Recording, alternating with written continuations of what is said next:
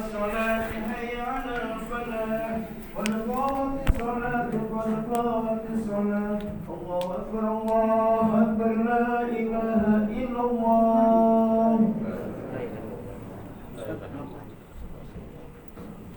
Semoga diluruskan, dirapatkan.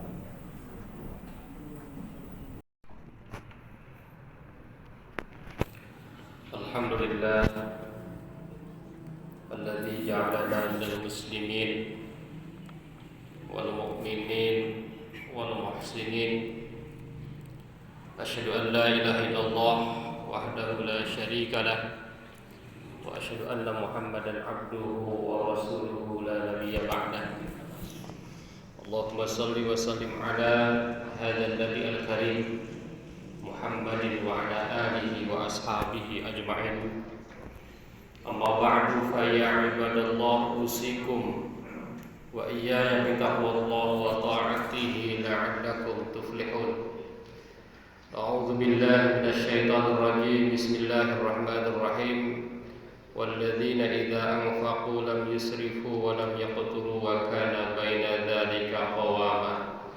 Shadaqallahul azim.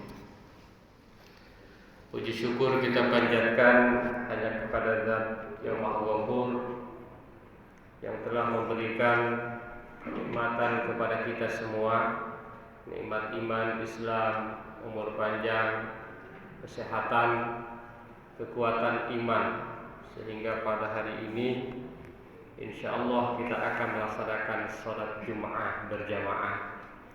Salawat dan salam semoga selalu tercurah kepada sosok yang mampu memanage kehidupan keluarganya dengan baik, memanage ekonomi keluarganya dengan baik, yakni baginda Nabi besar Muhammad sallallahu alaihi wasallam. Kalau berbicara siapa yang paling pandai memanage ekonomi keluarga, maka jawabannya tidak ada yang lain, yakni Nabi besar Muhammad sallallahu alaihi wasallam. Sehingga dalam sejarah Nabi sallallahu alaihi wasallam itu hartanya di atas 1 triliun. Infaknya lebih besar lagi, dan ada 15 bidang tanah yang menjadi wakafnya, yang masing-masing harganya tidak kurang dari 25 kilogram emas. Betapa Rasulullah Shallallahu Alaihi Wasallam adalah suri tauladan bagi kita.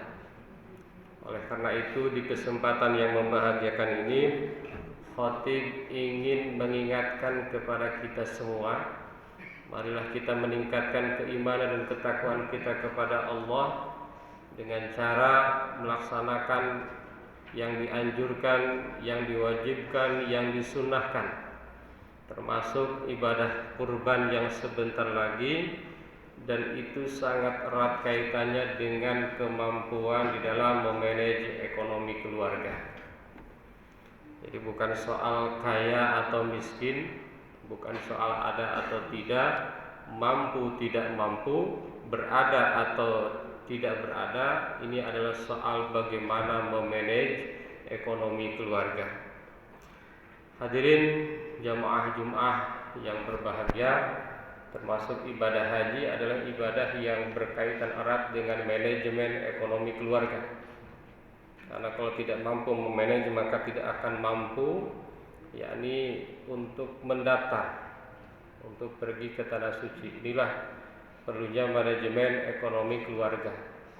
Dalilnya apa? Dalilnya ada dalam teori Al-Quran, wa ma min dabatin fil ardi illa 'ala Allahi rizquha. Allah udah janjikan kita itu udah dikasih rezeki, cuma tinggal memanage rezeki itu. Hadirin jamaah Jumat yang berbahagia, para ahli menyebutkan bahwa problem umat Islam secara umum itu ada 3. Yang pertama, ekonomi. Jadi umat Islam secara ekonomi memang masih di bawah. Yang kedua adalah kebodohan. Umat Islam umumnya dalam pengembangan ilmu masih di bawah. Bahkan dalam pengembangan ilmu-ilmu keislaman saja itu agak lambat. Misalnya yang berkaitan erat dengan keislaman bahasa Arab, di PBB penterjemahnya bukan muslim. Jurusan-jurusan pendidikan bahasa Arab yang betul-betul maju adanya di Jerman, Leipzig, Jerman. Jadi hal-hal yang berkaitan dengan keislaman aja kita agak kalah. Bagaimana dengan hal-hal yang sifatnya umum, kedokteran dan lain sebagainya, itu masih kalah. Yang ketiga adalah problem persatuan. Umat Islam ini gampang dipecah belah. Jadi umat Islam sulit disatukan. Padahal di dalam Islam ada konsep tauhid, bahwa yang disatukan bukan hanya Allah, bukan hanya Sang Pencipta, tetapi umat Islam juga adalah satu. Innamal mu'minuna ikhwatun. Hadirin jamaah Jumat yang berbahagia, jadi ekonomi ini menjadi problem dan akarnya adalah kita harus belajar terus untuk memanage ekonomi keluarga kita. Hadirin jamaah Jumat yang berbahagia, jadi ekonomi yang baik, manajemen ekonomi yang baik itu akan berpengaruh kepada keimanan. Kadal faqru an yakuna kufran. Meskipun ada yang bilang ini hadisnya dhaif, tetapi memang umumnya kalau fakir ini cukup mudah goyah. Kalau fakir, Khatib sering bilang kenapa Nabi SAW betapa sukses dalam dakwahnya, karena Nabi itu luar biasa di dalam ekonomi. Salah satunya ekonomi. Hadirin jamaah Jumat yang berbahagia, memang Islam tidak menjelaskan seperti apakah umat Islam harus berekonomi. Jadi kalau ada penemuan-penemuan berekonomi yang terbaru, kita bisa ambil yang terpenting, kita melaksanakan prinsip-prinsip Islam.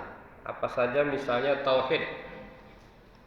Jadi tidak boleh melupakan Tuhan, melupakan Allah Subhanahu wa ta'ala. Yang kedua ada keadilan. Tidak boleh umat Islam dalam berekonomi yang penting untung sendiri. Tidak boleh. Ada keadilan. Makanya dalam Islam itu nggak boleh adanya riba, karena di situ untuk menegakkan keadilan. Ada kenabian.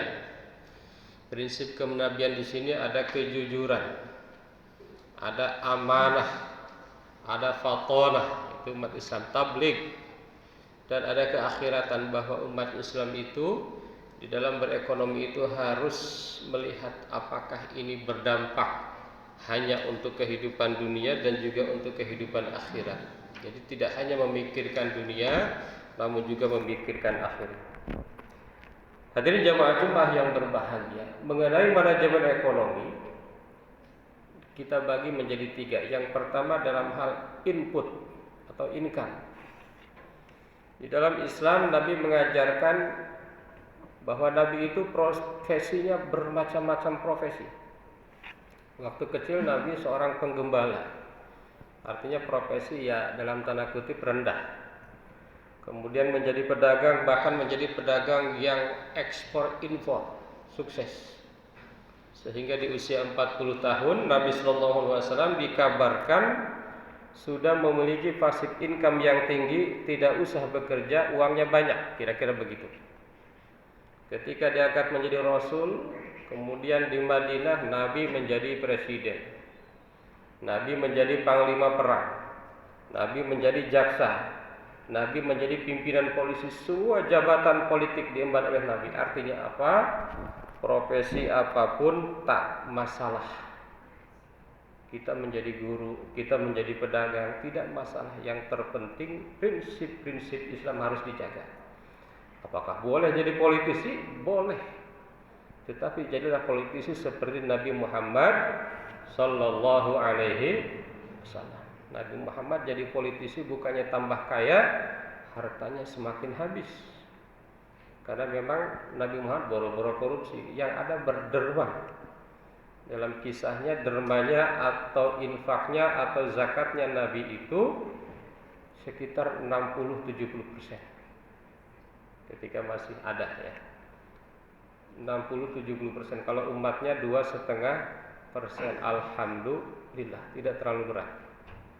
Ada kurban dan lain sebagainya, itu yang sunnah-sunnahnya. Hadirin jamaah Jumat yang berbahagia. Yang kedua dalam hal proses. Tadi input, dua proses. Dalam distribusi. Dalam input, distribusi, produksi, distribusinya bagaimana?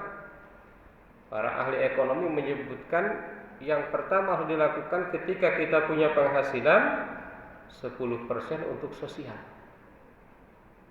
Ini ilmuwan yang bilang. Umat Islam dibilang 2,5% zakat. Iya, tapi kan ada infak, ada sedekah, ada kurban, ya kan?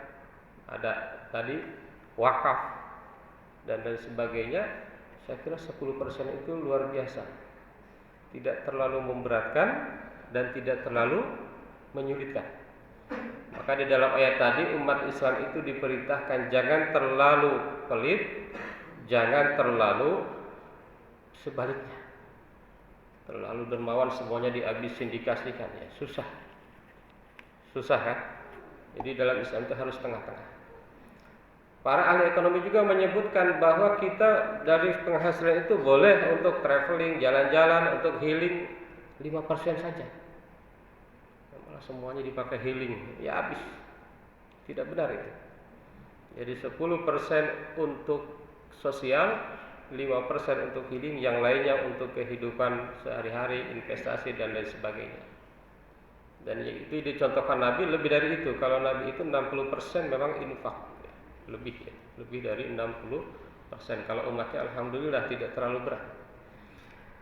Hadirin jamaah Jumat yang berbahagia, itu dalam hal distribusi. Bagaimana dalam hal konsumsi? Dalam keluarga Nabi mengajarkan melalui Al-Qur'annya ada beberapa prinsip dalam konsumsi. Misalnya yang pertama tidak boleh berlebih-lebihan. Meskipun serba ada, uang ada, makanan ada, daging banyak, enggak boleh berlebih-lebihan. Itu yang diajarkan oleh Al-Qur'an. A'udzubillahi minasyaitonirrajim. Ya bani Adam khudhu zinatakum 'inda kulli masjid wa kulu washrabu wa la tusrifu innahu la yuhibbul musrifin. Yang pertama. Yang kedua, umat Islam harus mengkonsumsi hanya yang halal. Jadi setelah pembagiannya benar, makannya pun hanya yang halal. Yang ketiga, umat Islam kalau berkonsumsi atau melakukan konsumsi, ia harus menyebut nama Allah. Ya, ini kan makanan saya. Iya, tapi nama Allah tetap harus. Bismillahirrahmanirrahim. Itu yang ketiga. Yang keempat, dalam konsumsi harus menghalalkan yang halal, mengharamkan yang haram. Sekarang banyak teori kedokteran yang baru gimana tuh? Kadang-kadang berbeda. Nah, ini nggak boleh. Yang halal diharamkan, yang haram dihalalkan. Gitu ya. Yang kelima, umat Islam dalam konsumsi tidak boleh terlalu bakhil, tidak boleh terlalu boros. Tidak boleh terlalu bakhil, tidak boleh terlalu boros. Begitulah Nabi Shallallahu Alaihi Wasallam. Nabi Shallallahu Alaihi Wasallam tidak puasanya dia sama dengan puasa. Tidak puasanya Nabi sangat dengan puasa. Serba ada, uangnya banyak, tetapi tidak makan sebelum lapar. Itu kan Nabi Muhammad Shallallahu Alaihi Wasallam. Dan yang terakhir, di antara prinsip dalam berkonsumsi adalah harus sederhana. Di sini ada ayatnya, A'udzubillahi minasyaitonirrajim. Bismillahirrahmanirrahim. Ya ayyuhalladzina amanu la tuharrimu thayyibati ma ahallallahu lakum wa la ta'tadu innallaha la yuhibbul mu'tadin. Itu. Jadi ada prinsip-prinsip yang harus dijaga di dalam Islam dalam berkonsumsi. Hadirin jamaah Jumat yang berbahagia. Jadi keimanan, ketakwaan, keislaman kita, keluarga kita, masyarakat kita, bangsa kita sangat bergantung kepada ekonomi. Walaupun ada juga yang katanya para sufi dan lain sebagainya diceritakan demikian, tapi itu tidak banyak. Saya kira ada pengaruhnya. Nah, ekonomi yang baik, ekonomi yang normal, ekonomi yang termanage dengan baik, insya Allah akan membangun keluarga yang penuh dengan keimanan, keluarga yang penuh dengan ketakwaan kepada Allah Subhanahu wa taala.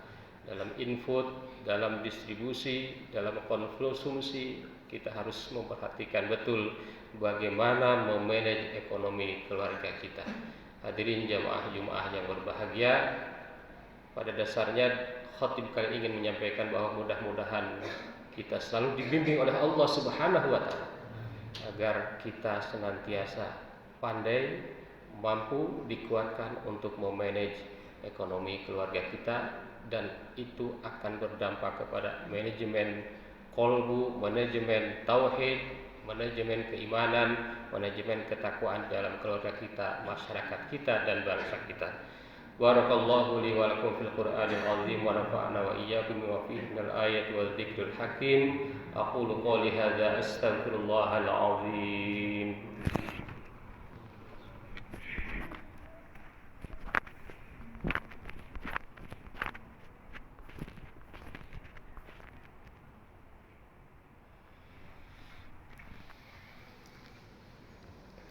Alhamdulillah alladzi kataba ala nafsihi rahmah wa amarna bimtisali ma'muratihi wa jtinabi manhiyatihi muddatal hayah.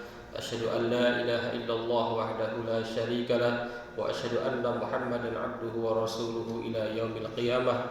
Allahumma salli wa sallim ala hadzal nabi al-karim Muhammadin wa ala alihi wa ashabihi ajma'in. Amma ba'du, fa ya ayyuhan nas ittaqullaha haqqa tuqatih wa'lamu anna Allah ta'ala qad wa'ada liman ittaqa bidukhulil jannah wa tawa'ada liman 'asahu bidukhuli jahannam ma'wah. Innallaha wa malaikatahu yusalluna 'alan nabi ya ayyuhalladzina amanu sallu 'alaihi wa sallimu taslima. Warḍallahu ma'a jami'i sahabati wal qarabati li rasulillahi ajma'in. Amin ya Allah ya rabbal alamin. Allahumma ighfir lil mu'minina wal mu'minat wal muslimina wal muslimat al ahya'i minhum wal amwat. Allahumma aslih dhata bainihim waj'al fi qulubihim al iman wal hikmah wa unzilhum ala ahlika alladhi ahata ilaihim waj'alna minhum wa'tina bi jalatil islam bi hidayatika wa rahmatika al wasi'ah wa taqabbal du'ana innaka antas samiul alim. Ibadallah, innallaha ya'muru bil 'adli wal ihsan wa ita'i dzil qurba wa yanha 'anil fahsya'i wal munkar wal baghi ya'izukum la'allakum tadhakkarun wastaghfiruhu innahu huwal ghafurur rahim.